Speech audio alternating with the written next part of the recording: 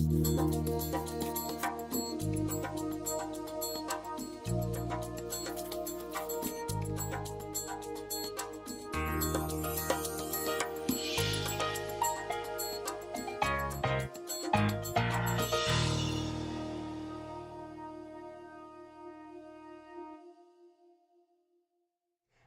welcome to another episode of Despite the Challenges. I'm host Ritu Chopra. Despite the Challenges, a show where we showcase people who have overcome impending challenges in their lives. Not only they have turned around their own lives, but they inspire us. They contribute to the society in many ways. Today, my guest is an amazing woman who says that for the first 40 years of her life was an autopilot.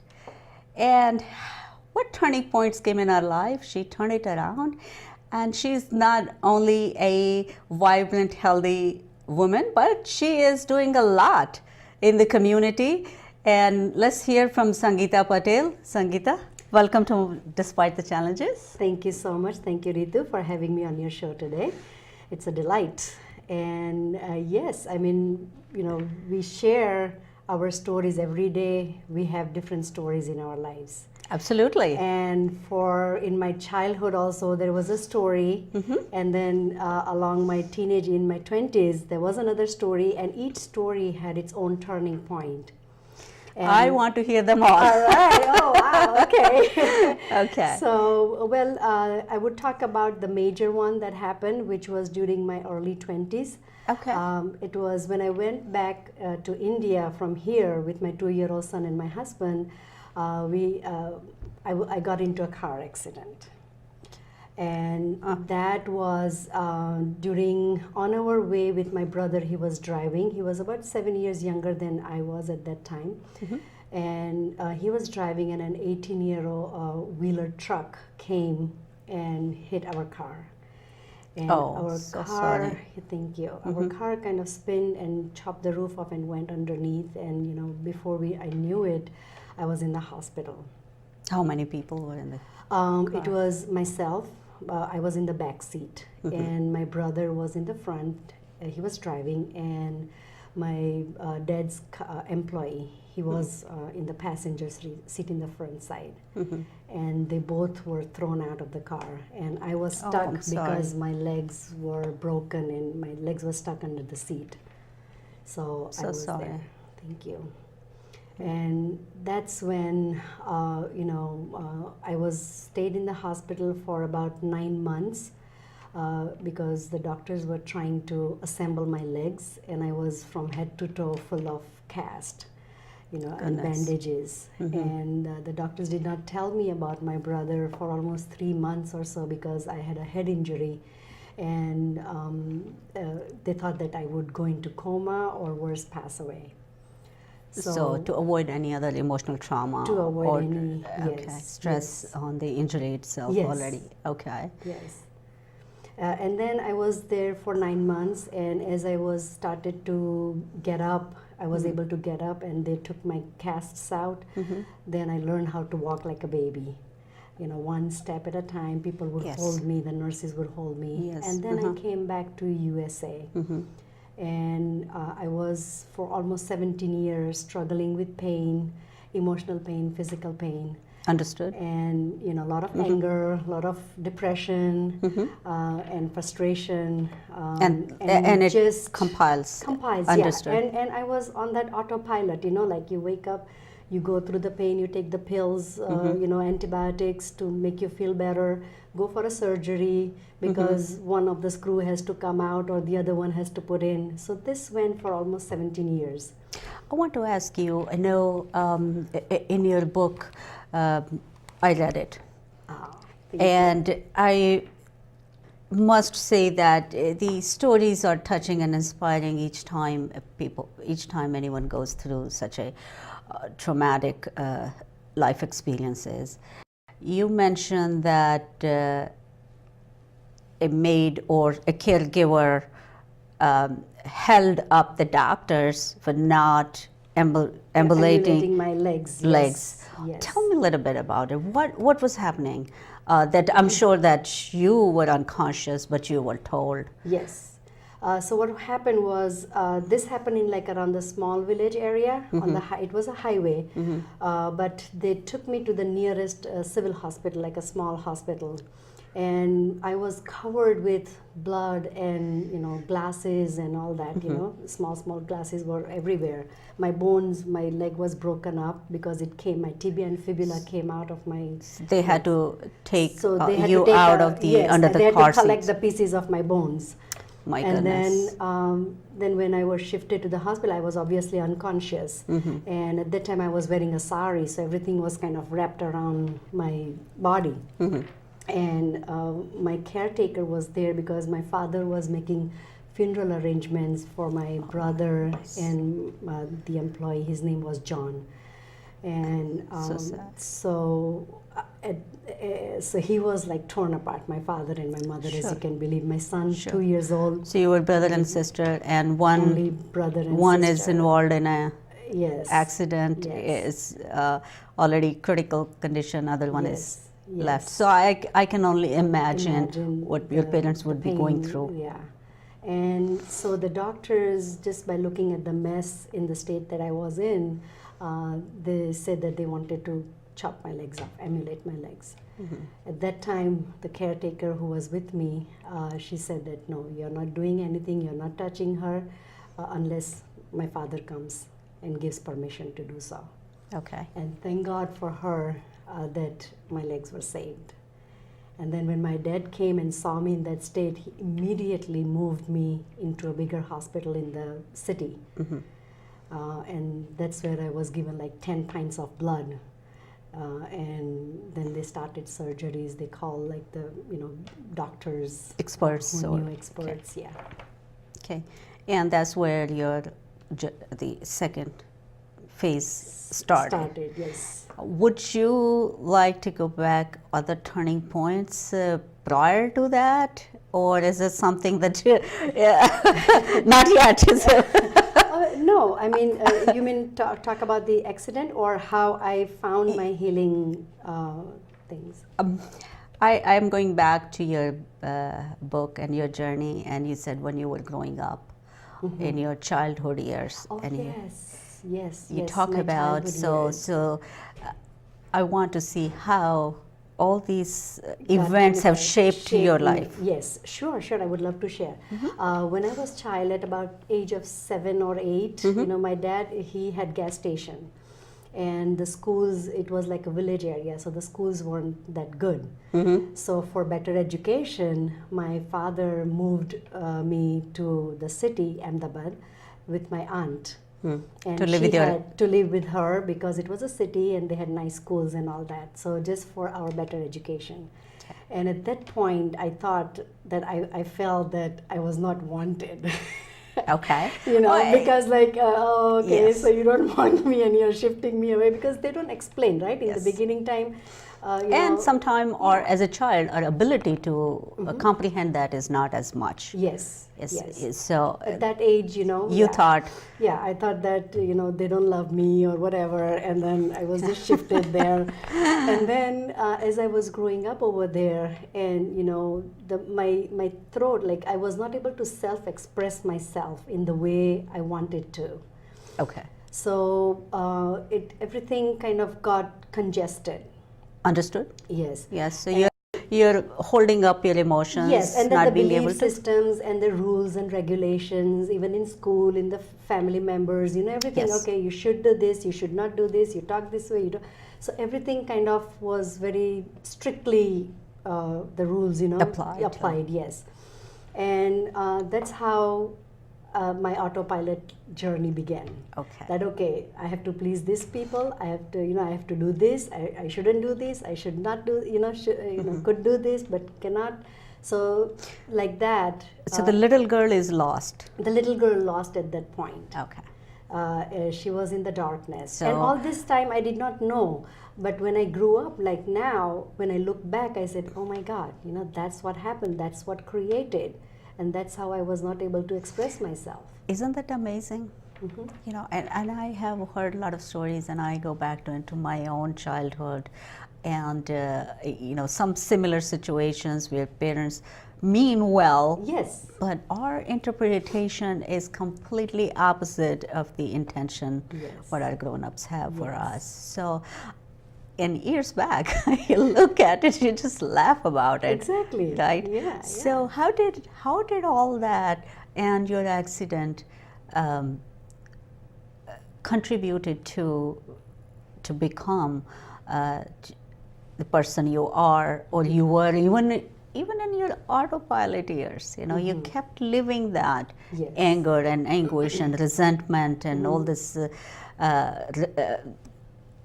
resentment building up Yes. because of these surgeries and because of all your Right. health issues. Yes. Yes, I mean, that's when I started, because when I used to go to see the doctors and for surgeries, because every 4 months I had to go for the arthroscopic surgery, because I do not have any cartilages. So even when I stand for more than 2-3 minutes, my ankles would swell up and it would hurt me. Understood. So it's like a vacuum. They put like little things in there, and then they vacuum the debris out between the two bones. And I got tired at that point, you know. So I said that, then I started reading self-help books. Okay. Dr. Wayne Dyer's, and you know. I said, I've done it. Okay, then, you know, let me start somewhere, right? Yes. So I needed some kind of guidance, so to speak, you know, that, okay, how can I heal without any needles or antibiotics or, you know, and just release all this pain and anger, frustration, depression, sadness, everything. And that's when I turned to the universe and I said, please help me. How did that transition take place? And I want to ask, especially for my viewers, there are a lot of people that, you know, strongly believe in modern medicine. And modern medicine, I mean, it does wonders as well. Comparing to 50 years ago or 100 years ago, the progress has been outstanding. Yet, the modern medicine, the dependency to the medicine is such that there is maybe a somewhat a physical healing or curing of the symptoms. And that's exactly what it is. It is the curing of the symptoms. Like if we get a headache, then we pop Advil or something, you know, Exactly. just to Yes. suppress that symptom down. But most of the time what happens is it is related to the roots. And by using the holistic techniques that I offer to my clients, you know, that helps to kind of unravel that, you know. I want to talk about a little bit more on that. There's people that who may not believe in the energy or alternative or the holistic approach, and for a person like that who's non-believer, so to speak, that okay, medicine is what it does, right? Yes. What would you say to them? How did it transform you? You know, going from surgery to surgery to surgery, and reading self-help books and finding your new path of this EFT. Right.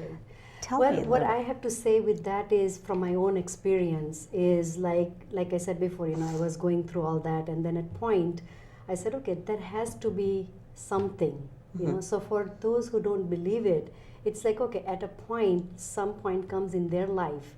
It's like a volcano, you know, it's time to erupt now. Okay. And then it's like when you say that, okay, I have to do something. So some people either do meditation, some people do breathing, some people listen to music and that kind. So when they start realizing that, okay, what makes me feel happy? What makes me feel grounded? What makes me feel calm? And that's when I think that healing journey begins. The openness, the awareness, when that comes in, and when you embrace your inner self, you know, Absolutely. your inner child, Yes. that's when we awaken our natural ability to heal, because we are all born healers. And you know, a lot of people like Dr. Wayne Dyer and many other well-known authors have done so much work. Personally, my story as well, I've gone through car accidents, which was, you know, the damage of the tissues, etc. But it was a lot of physical pain. But my journey to more of the spiritual upliftment and the healing energies around us was that going through coming inward, just like you said, embracing your inner self. Open up yourself to the universe and then go inward. That's what was my journey. And in that I found a lot of inner strength. Yes. When medicine doesn't help you, or medicine does help symptoms, the pizzazz for life, the fullness of life doesn't come with that. Yes. I felt like being prisoner somewhere inside, Yes. and I'm a very vibrant personality, and I was contrary to the kind of person I am, Right. and I didn't like it. I don't know how it seemed to other people, but to myself, I felt like being irritated, Yes. and it was completely opposite to my personality. Yes. And the journey of the self-healing was such a right thing to do at the moment, right? And I can't speak for people who may not believe in alternate healing and stuff, but I come from the background, the Ayurvedas and all that, and I personally have gone through acupuncture, acupressure and all that, and I saw the differences within 3 months, from painful physical pain to completely being pain-free, and didn't need any medication. So I didn't need to impress anyone at that time. I was in a very different path, but I know that you are doing this as a profession now. You've gone through quite a bit of learning, as you explain in your book, and in EFT. And we'd like to kind of change the pace a little bit, and I would like you to explain a little bit for our viewers EFT, the emotional freedom technique. Yes. So yes, the emotional freedom technique is like it was developed by Dr. Callahan, and then took over with Dr. Gary Craig. And it was originally developed for veterans, like for those who come back from wars and have nightmares, and they have really hard time understanding that and healing that. So what happens is in EFT there are certain meridian points. Such in our as body. in It's like acupuncture. Yes, but that's without the needles. Yes. Yeah? Okay. So what happens is when we tap at certain points on our face and our hands and our body, it sends the neurotransmitter cells. It sends a message to our brain that it is okay to feel what you are feeling. Excellent. Right? Very well so put. when you feel angry or depressed or anything, and that is why we do like a setup statement, they call it. Yes. Which means here by the karate chop point, we tap, and it's even though I feel angry, I deeply and completely love and accept myself. What that does is, as you are tapping, you are leaving any anger, any depression, anything outside of you. Okay, so you're accepting the emotion as you feel. As you feel. You're acknowledging that. Yes. Yes. Very because right. if you don't acknowledge, it keeps coming back over and over I again. understand. So when And you it's okay to acknowledge the emotion, either even it's negative. Yes, even if it is negative. And there are no negative or positive emotions and feelings.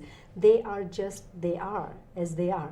But that's a reaction. That's how we feel angry, or it's like it's negative. Yeah, that is how we are taught. When we are small, like as a child, when you grow up, if you get angry, then our parents or our caretakers will say, "No, you're not supposed to get mad. This is not how you behave."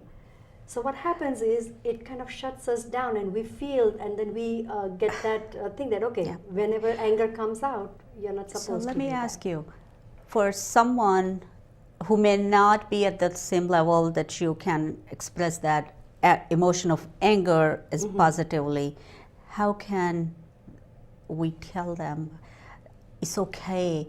Anger is, even though it's a negative emotion, expressing anger is not seen as the right is a thing good to thing, do, is a good yes. thing to do. Right. But you're saying that in EFT, it's okay to have that feeling, but I leave it Yes. outside. Yes. Okay. And when you do that, when you tap, you are kind of sending, because our body, it's the information healing. So whatever you tell your body, the cells listens to us. And that is how they kind of create that hormones inside us, you know, the serotonin and the cortisol, which is the stress level. The stress level. Yes. Let's move to the stress level. You write about, okay, it contributes to insomnia, weight gain, poor digestion, depression, and you talk about the emotional healing and the stress relief, and I agree with all that. So a lot of people these days believe in and do yoga and meditation, various forms of meditation. There's no right and a wrong form, as long as it helps the individual. The cortisols and the stress hormones, which they're really damaging the body and creating all these side effects to our body. Yes. And what the problems that coming out of stress, the list is long. Yes. The answer of energy healing is to reduce the stress. Yes. Talk about a little bit more how you address these types of stress-related issues with either EFT and Qigong. Okay, sure. I would love to. I mean, I had created like a little stress to bliss in 5 minutes. You know, everything is Let's- on the go, right? Let's see that. Nowadays. So this is my CD for Stress to Bliss, and they can download it for free, like a 5-minute guided Okay. meditation that you can do it anytime. And what I talk about is the causes of stress, how to manage stress, and just like 5-minute guided meditation that can help you calm down just by breathing, just by bringing the awareness where the tension is in our body. Because most of the time we store all these negative feelings in our body somewhere, like in the lower back, in the Yes. neck or the shoulders. The chakras and all that. Yes, yes. I've gone through the pranayam, and it was amazing that the circumference of the body, and I learned, you know, how to hold air in throat. upper ear Yes. and And then bring it middle down. and the down. It was amazing. Yes. And you know, I have over the years overcome the physical pain due to my car accident, etc. And I contribute a whole lot to the meditation practice that I do. Yes, and meditation, like, you know, so many people ask me, how do you meditate? Or, you know, I cannot meditate because so many thoughts comes to my mind and all that. But meditation is very simple, you know, and because like even when you're washing dishes, just by putting a little background nice music or just enjoying to it, that is a form of meditation. It comes to when you get assimilated with an idea of the meditation, what it is. Yes. For someone who has not. Yes. So it might be that a quiet time, a certain time of the day, which is very important to Yes. have that, you know. But if not, do you talk about any other meditation techniques in your classes or? Yes, in my classes I share like how to meditate, then different kinds of breathing techniques, and then obviously Spring Forest Qigong. That's what I follow, which is created by my Chunilin master. You know, and what he does is like, for instance, let's take anger. So anger is related to our kidney energy. I mean liver energy, Okay. sorry, the liver energy. And whenever we get angry, for instance, if a person is continuously angry all the time, then at some point in their life, the liver will get damaged. The liver function is The impacted function is impacted within yes. anger. With anger, yes. The because hormones it is related released to because- the, yes. And there is a point on our face right here between the eyebrows that helps to detoxify that. So when you tap with the EFT and all that, Those it helps. the chakras that okay for Yes. eyebrow chakras, and Yes. this is the Arya chakra, the third eye chakra. Yes, but these 2 points are the liver points and the gallbladder points, because Okay. our points, you know, it goes back and then goes Yes. back into the body. So when you tap that, and as you are tapping, you can say that, you know, my body is healed, completely healed. And that's what helps to release the toxins or whatever. Very well, very well. In Qigong, he said, you know, it's, there is benefit of Qigongs, from lungs to kidneys to liver problems to depression and diabetes. Yes. For depression, you know, what people can start doing right away is they can massage the palm of their hands, because this is where we have, just to show our viewers, they massage the palm center. of the left hand first and then the right hand. Okay. And just like for a minute or two when they are watching TV or standing in a grocery line, you can do this anytime. And this is the heart center. Okay. So whenever, like even if you give healing to someone, that's what we Yes. do. Like when you give Yes. healing, you know, you do this. So like you open up the things and then you take out all the extra blockages and then you send healing. So it goes from here. So our heart energy sends that energy here and it goes to another person. And it is connected with the heart to heart. I'm amazed, you know, there's so many, in modern medicine, there are medical studies that are published and all the research work, and I'm not against any of that. To me, my personal opinion is that I find that there is a balance between the two that I have adopted in my life. Yes. You know, I don't discard the modern medicine at all. No. There are cases, it's merging of it, where the energy healing and alternate holistic approaches only enhance what medicine is doing. Yes. Personally, it has the self-healing processes had expedited the process for me in many cases. So I am really in agreement, yes. right? But there are people who may need a little bit more information about. There's so much on the internet, anyone can search, but still it has to be guided process to it. I understand that you run some of the workshops, classes, etc. Yes. So can people find it on your website? Yeah, sure. They can visit my website, which is embraceyourinnerself.com. And on the events page, I have all my upcoming workshops, and my 3-day healing retreat is coming up, which is called Limitless Life Transformation Retreat. And that's happening in June 3rd, 4th, and 5th of 2015. And it's in Red Bank, New Jersey. And they can get all the information there. From and I your have free website? teleclasses for the relationships, money mindset, and joy techniques. Oh, so we all need that. We all need we that. all right? need that. So relationship, money, and joy. Yeah. Excellent. Yeah. Anything else that you would like to share with our viewers for your transformation, what you had been from autopilot to coming to where you are, such a vibrant person now, glowing with energy. Your transformation itself is an example.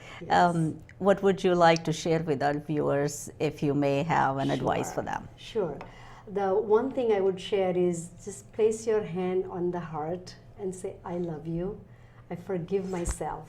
I love you. Blessed. I love myself. Yes. I forgive myself. Yes. Okay. And I'm blessed, because so many times, you know, we don't realize what we already have. That's, I think, very powerful point. We always focus on something that's negative, what we don't have. Yes. So by counting our blessings, by saying to yourself every night before you go to bed, you know, that 3 times what you're grateful for, and that's what helps. you're grateful for. Yes. That's such a wonderful way. And I thank you so much, Sangita, being part of this show today. Thank you for having me. Namaste. Very welcome. For my viewers, the feelings are much like waves. We can't stop them coming our way, but we can pick and choose which one to surf upon.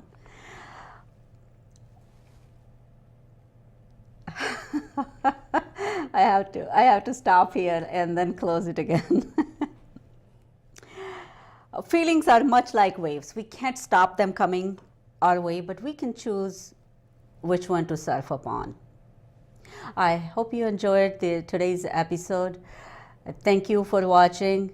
I am host Ritu Chopra, and you are watching Despite the Challenges.